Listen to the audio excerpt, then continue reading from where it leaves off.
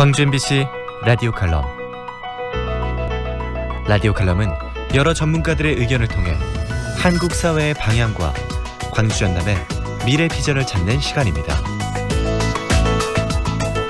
오늘은 과거 청산 없는 모래 위의 성이란 주제로 전라도닷컴 황풍년 편집장과 함께합니다. 일본 아베 정부의 경제 침략에 분노한 국민들의 일본 상품 불매 운동이 뜨겁습니다. 일본 여행과 연수 계획이 취소되고 항공편도 대폭 축소되고 있습니다. 공들여 쌓아왔던 건강한 민간 교류와 문화활동도 위축돼 걱정이 됩니다. 그동안 한국과 일본은 여러 분야에서 서로 협력하고 상호 발전을 위해 노력해온 게 사실입니다. 자유롭게 왕래하고 아무 거리낌 없이 일본 영화와 애니메이션을 즐기고 한류 스타들이 일본 도시 한복판에서 공연을 하고 생각할수록 참으로 놀라운 변화였습니다. 하지만 한편으로는 늘 위태위태했습니다. 일본이 독도를 자기네 땅이라고 우길 때마다, 정치인들이 야스쿠니 신사를 참배할 때마다, 야만적인 식민 지배를 부정하는 망언을 쏟아낼 때마다 반일의 감정이 북받치곤 했습니다. 결국 한국과 일본은 정치, 군사, 경제, 문화 등 어떤 교류와 협력을 한다 해도 불안하기만 했습니다. 아무리 애를 써서 지어놓아도 언제 무너질지 모르는 모래 위의 성과 같습니다. 이번 기회에 불행했던 과거에 대한 명확한 청산이라는 반석을 깔아야 합니다. 특히 일제강점기에 자행되었던 불법적인 인권 침해와 노동 착취에 대한 사과와 배상은 물러설 수 없는 원칙입니다. 이번에는 질 수 없다는 각오를 다지며 정부 대응에 지지를 보내는 대다수 국민들의 뜻이기도 합니다.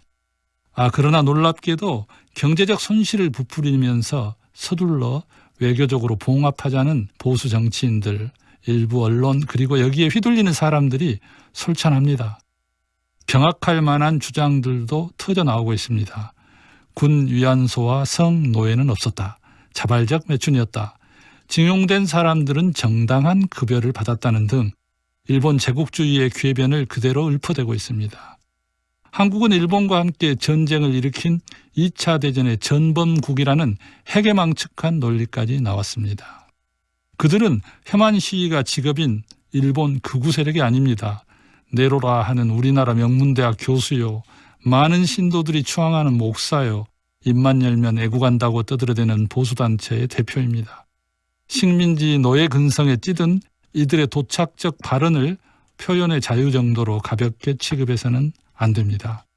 위안부 피해 할머니들과 강제징용 피해자들에 대한 명백한 폭력이며 처벌받아야 할 범죄 행위입니다. 친일의 대가로 부귀영화를 누려온 친일파들과 뿌리 깊은 일제의 잔재를 기어이 퇴출하고 청산해야 합니다. 그런 이유라야 한일 양국도 진정한 협력의 역사를 바라볼 수 있습니다.